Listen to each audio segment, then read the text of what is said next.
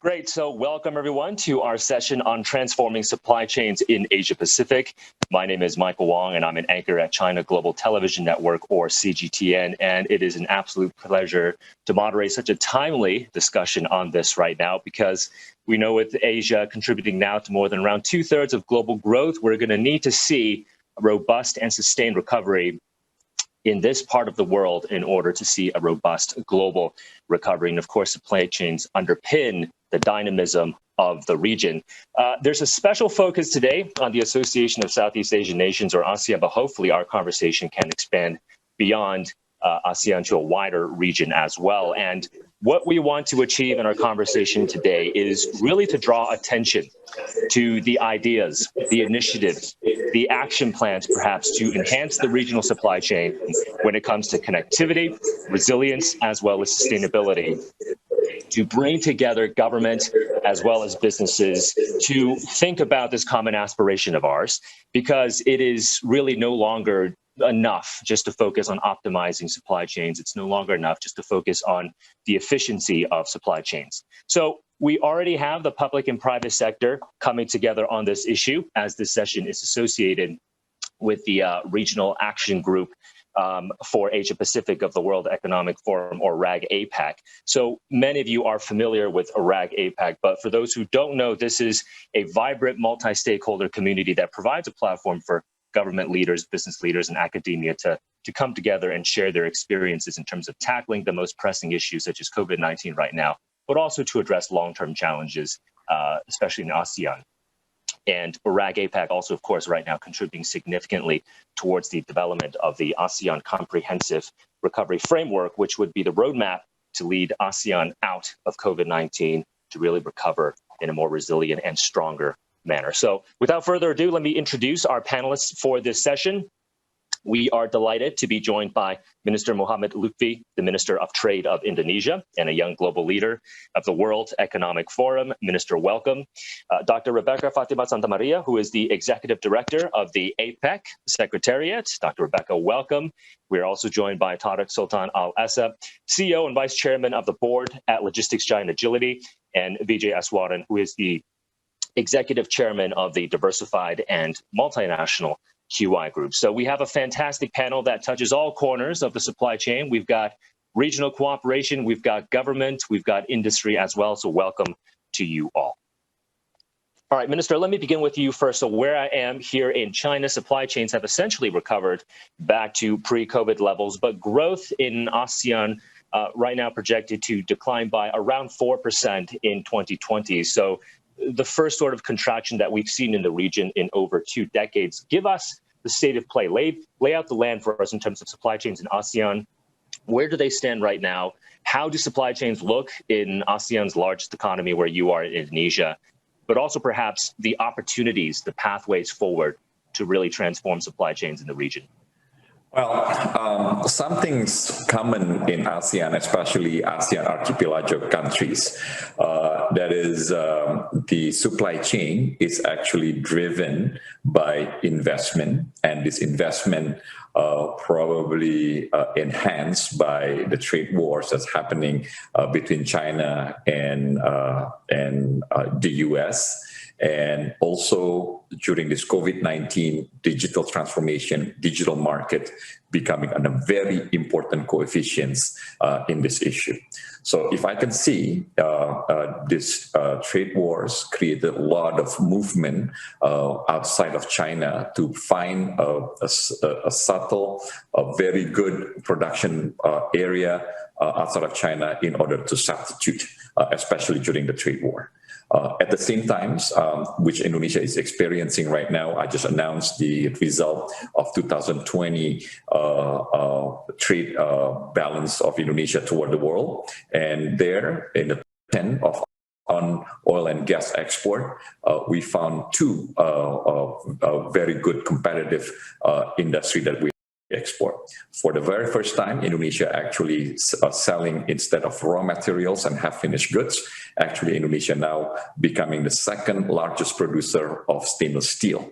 And the second one, Indonesia also have automotive and means, we're selling cars and spare parts toward the world and becoming number 6 of our non-oil and gas export.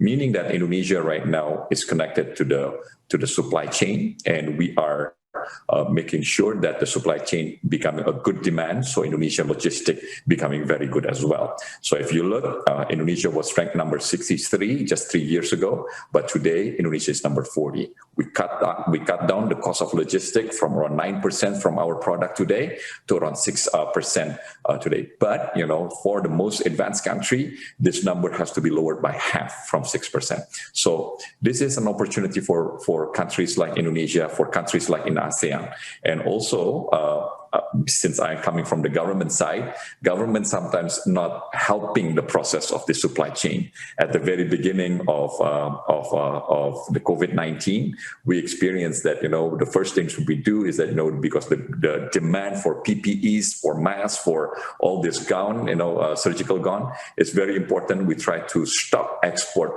of PPE abroad. Not long after that, we figured it out that other countries that have the ingredients for medicine also try to stop that from exporting. Then we realized that we have to work together, and because of that, I think in the future, taking the lesson learned from this COVID-19, countries like Indonesia, countries in ASEAN need to work together, mitigate together for some issues, especially something like pandemic and the COVID-19. I'm sure this is will not be the last one that we're going to experience, and because of that, Indonesia is committed that we are part of the value chains of the world. We're also committed to make sure that supply chain for everyone, not only for Indonesia, but have to be for region, for ASEAN. And because of that, I believe the transformations, the resilience, the efficiency of the supply chain in this region will become very good, very efficient, and hopefully sustainable. Thank you for that, Minister. It's great to hear that Indonesia is also moving up supply chains. It's more connected, I guess, now to global value chains. And you mentioned really working together on supply chains. So Dr. Rebecca, let me get to you on that, because you've spoken before in terms of deeper integration in the region can lead to more resilient supply chains. Talk to us about how government perhaps can play a more enabling role in making sure the supply chains are more connected, resilient, and sustainable.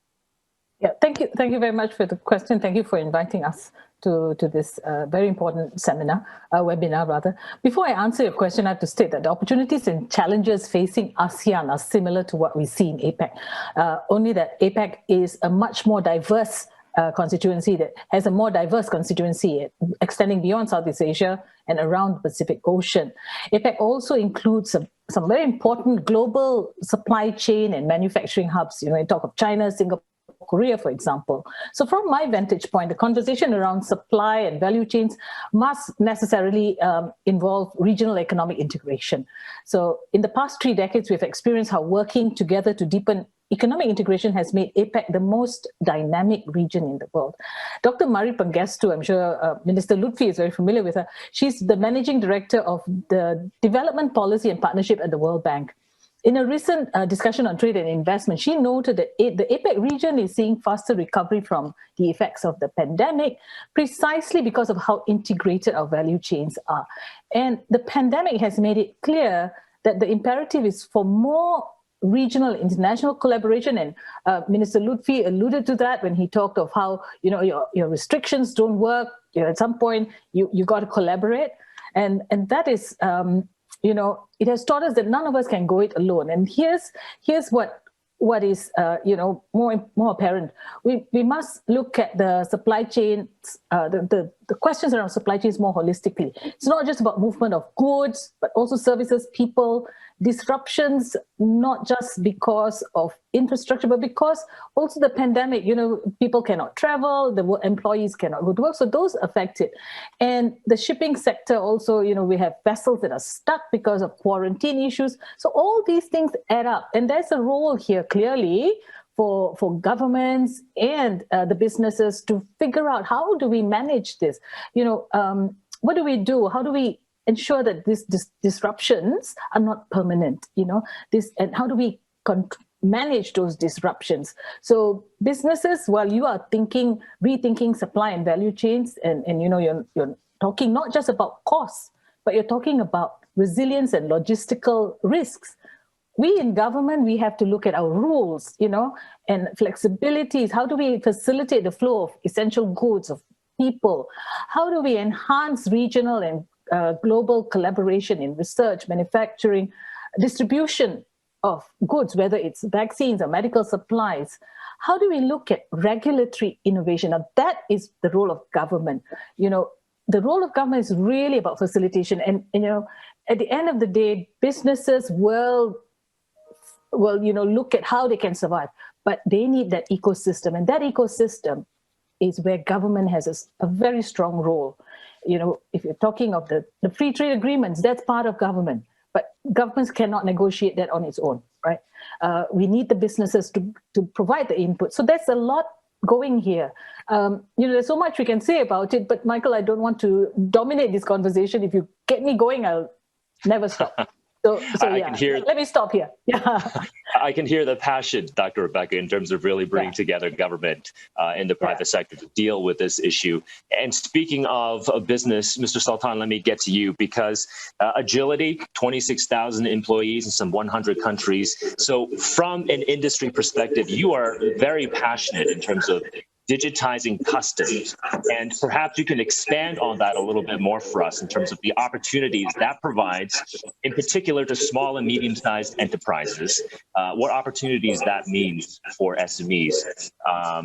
And why are you drawing so much attention to SMEs? Because this could be perhaps an underappreciated element when we talk about supply chains. So thank you for that question. I think this year has been an unmitigated disaster for the SMEs. Before kind of touching on customs, I think it's important to understand what's actually been happening in the supply chain around the air freight and ocean freight. Air freight, the capacities have been come offline around 20%. At the same time, the shortage of air freight has been basically made worse by the fact that the shipping industry has taken a lot of capacity offline, and we've seen prices for containers going up in many instances, 500%. Clearly, the SMEs are bearing the brunt of those impacts for a couple of reasons. First of all, that disruption by definition means that a lot of the digital systems are coming offline. So the systems that were designed to kind of facilitate SMEs doing business around the world were transformed from being online digital businesses to being out of business basically overnight. Second element that kind of undermined SMEs in this phenomenon was the fact that with capacity constrained, obviously larger customers, global businesses, clearly had priority over existing capacity, which made it even worse for SMEs. So, with that backdrop, I think it's important that, we all see this as a temporary phenomenon. Hopefully that we will start resolving itself as vaccines come online and as the shipping industry kind of brings the capacity back online. Now, pivoting to customs, it's very interesting that in some of the countries where we have worked in digitizing customs, those countries, many of the countries that actually had these systems weren't using them, which I think is very interesting thing to say. So in other words, they had digital capacity, but for one reason or another, customs was not acting in a digital way. Now, along comes COVID, and I've seen two instances of countries that went completely digital with customs, where they had the capacity in place beforehand, and it took COVID to actually get everything online and customs to be working in the virtual world. We need to kind of preserve that mode of thinking, I think, going forward. The fact that customs could actually digitize and operate digitally during COVID means it's something that we can do all of the time. So I think customs modernization is key to SMEs. They bear the brunt of the friction cross-border. They bear the brunt of all of the different trade rules, and everything we can do to simplify their lives is going to be adding to the value of the global economy going forward, because 9 out of every 10 new jobs are coming from the SME sector, and we need that sector to help us get out of this recession that we're in.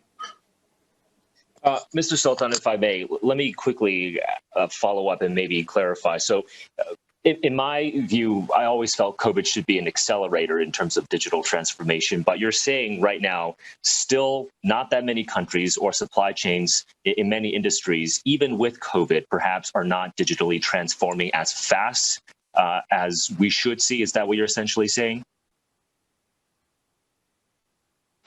Mr. Sultan, you're going to have to unmute first. Yeah. What I'm saying is that there are some segments of the economy that are moving very quickly, rapidly towards digitalization that really had to take their digital processes offline.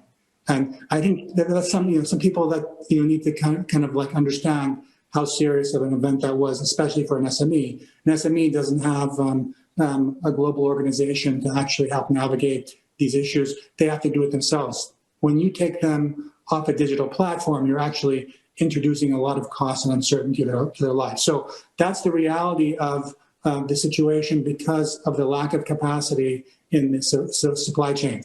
Now, on the other side, when we talk about public sector processes, for sure, this crisis has accelerated governments' I think, views towards using the digital technologies in customs, and more importantly, it's actually I think now that I think citizens have gotten used to receiving services from the government in a digital way, there's no going back. So if tomorrow the vaccines are rolled out and everything goes back to what we call normal, I don't think any government will be justified in actually going backwards for digital customs. So, I mean, that's maybe one of the kind of lasting, hopefully, opportunities that will be beneficial to everybody.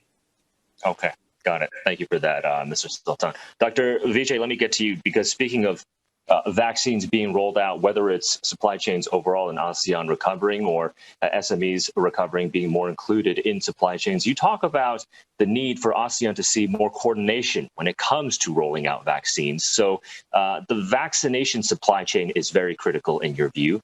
Give us some more color on that. Well, first of all, it's an honor to be here, pleasure to be among all of you.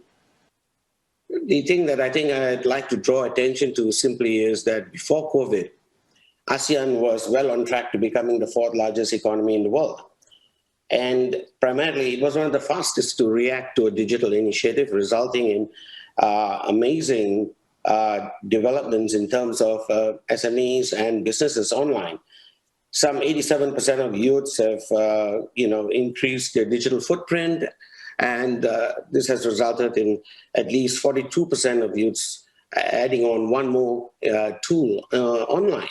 This has resulted in, of course, as Mr. Sultan has referred to, a spike in terms of requirements, in terms of products being delivered across boundaries and across borders.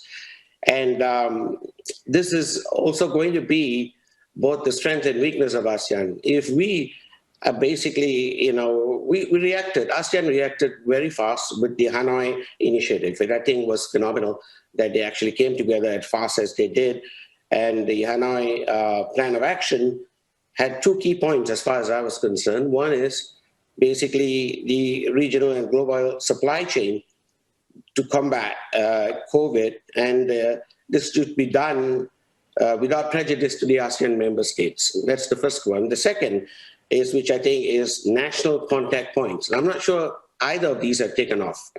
And this is a challenge because now we come to what I refer to as vaccine diplomacy. Vaccine diplomacy is in effect the fact that currently we have over 6 vaccines available globally, and perhaps 10 of which will be reaching ASEAN by mid-year. If we had one common negotiating. We are 600 million people with arguably one of the fastest, most digitalized infrastructure. Now, if we could actually turn this to our advantage, it would be a negotiating tool. But on the other hand, if we went our own separate ways, then this would not only split ASEAN, it would create more or less, unfortunately, a footprint for the rest of the planet. Now, I think ASEAN is actually a very important space.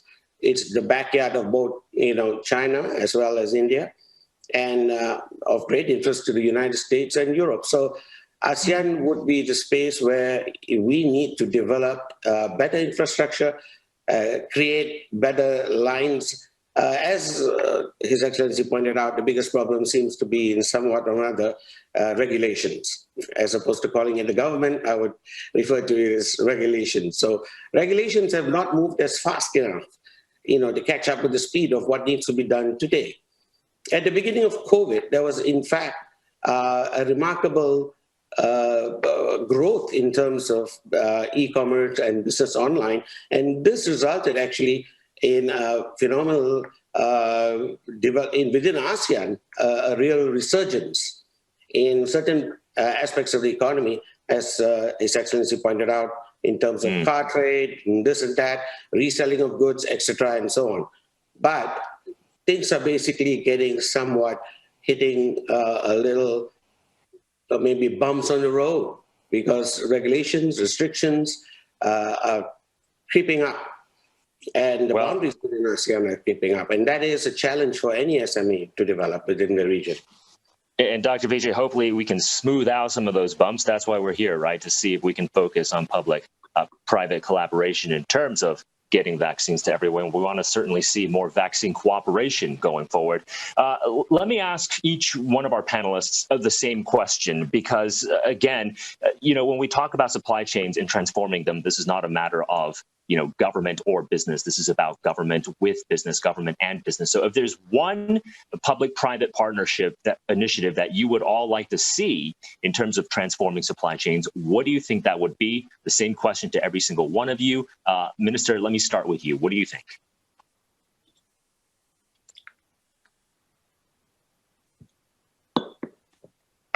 I'm sorry.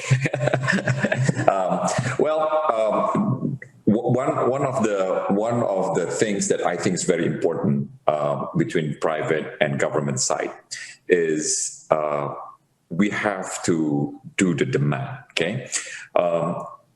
For example, digitalizations, especially the e-commerce in Indonesia, skyrocketed during this COVID-19. It has an effect, negative and positive effect for the trade. Of course, it's positive. The numbers going up, people getting supply much faster, easier, cheaper. But at the same time, it's also killing the value chain that had happened for the last 50 years. This is better for the economy, and I totally agree that the government needs to embrace this process. Government needs to facilitate this process. And if we can do these things together, is that the private and partnership is one of the most important that we are trying to enhance in the country. And hopefully, just not with one country. Indonesia would like to do this with our neighbors also. Making sure that trade is going very well as well. And I don't know how to emphasize more to have this collaborations, not only between the private and the government, but also among governments, needs to enhance this as a part of mitigations. Like I said, like Dr. Vijay said about the vaccine. Unfortunately, we don't have a process going together, and we are not bargaining with 600 million people in ASEAN. Instead, every country trying to negotiate by themselves. And if you look at the profile of our vaccinations, it looks very thin in the beginning, maybe heavier by second and third quarter, but only big in the fourth quarter. So. I truly believe that without the vaccinations, without this fighting the COVID-19, this will be very difficult. So maybe we should start the partnerships between private and government to fight the COVID-19. I'm pretty sure this is not the first one, but definitely will not be the last one. And we should start from there. Okay. All right. Thanks for that, Minister Lutfi. A very strong message of optimism and collaboration. We're just a tad short on time, about 6 minutes left in the first half. So, Dr. Rebecca, let me turn to you now. Okay. Thank you so much. For me, I want to be very practical and granular about this. So it's not just about COVID, but post-COVID, in the recovery phase, what are we going to do? So let me just focus on the role of government working together with business, the whole idea of trade facilitation, and trust. I think we need to build trust here also. One very practical initiative, and I know Tariq talked about customs modernization. I want to take it a little step further and deeper. One practical initiative that we should be focusing on, and this is the time to do it, is to get more of our companies on the Authorized Economic Operator Program. Now, this is a WCO program, the World Customs Organization. It is so technical. It is very difficult for SMEs to get onto this program. So how do we work with customs, with government? So it's an inter and intra-governmental body that needs to do this together with business, especially the SMEs. When I was at the Trade Ministry many years ago, that was one of the things. I said, can we try and help the SMEs? Because the S and AEO, you get benefits, faster clearance, deferred payments, and all that. But it is so technical because there is an element of standards. It's like ISO. You must abide. There's mutual recognition and then trust again. So how do we get this? How do we get the government bodies working together, what they call the other government agencies working with customs and corporations? So this is, and we've done, in APEC, we have done studies on this, case studies, which we are very willing to share, where we've seen companies and economies that have really got their AEOs, their companies onto this program. They have seen reduced customs clearance times. They've done this time release studies, and they've shown reduction in the time to export, time to import. So this is a very practical way of getting us to facilitate it so that business can carry on. Your supply chains, your competitiveness is there, and it has been in existence for the longest time. We just need to get our act together and get on it, because if our role is to make it easier, faster, and cheaper to do business, here is an opportunity. Use this, work together, and we cannot work. Customs has a key role, so has other government agencies. So if I were to offer one, I would offer this. Make it simpler, make it easier, less complex, so that SMEs can get onto this and take the benefits as well. Okay, so building trust and simplify the procedure for SMEs. And Mr. Sultan, if you could, please.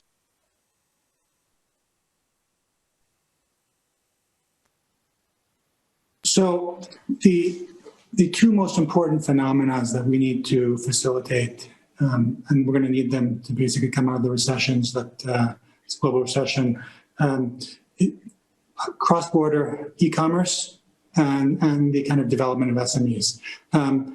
Those two sectors basically, when you have, and when we talk about customs, I think modernization, we talk not just about customs, but all of the digital processes around customs, and kind of making sure we put those in a digital format that allows the business processes to be one and standard across all government agencies.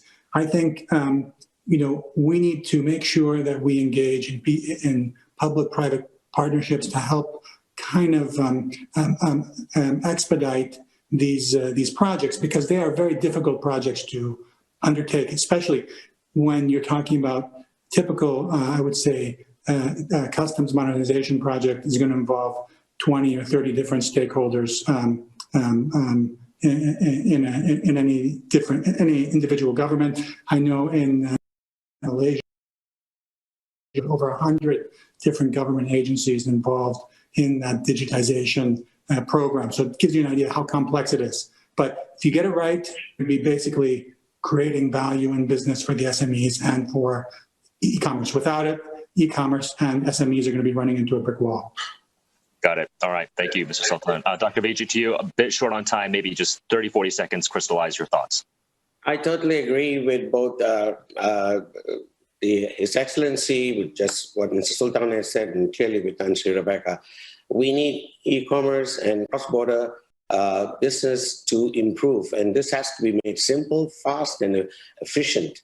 And this cannot happen primarily from either only the government point of view or either the private point of view. There has to be a partnership, and this has to somehow be evolved and brought to the fore. ASEAN is the best place for this to happen. I strongly, again, propose that we go back to the Hanoi Initiative and take it on to the next level. Okay, great. We're going to leave it there. Thank you all. So public-private sector collaboration, focus on digitization, government to government, government and business, trust, simpler processes for SMEs, and e-commerce. Thank you.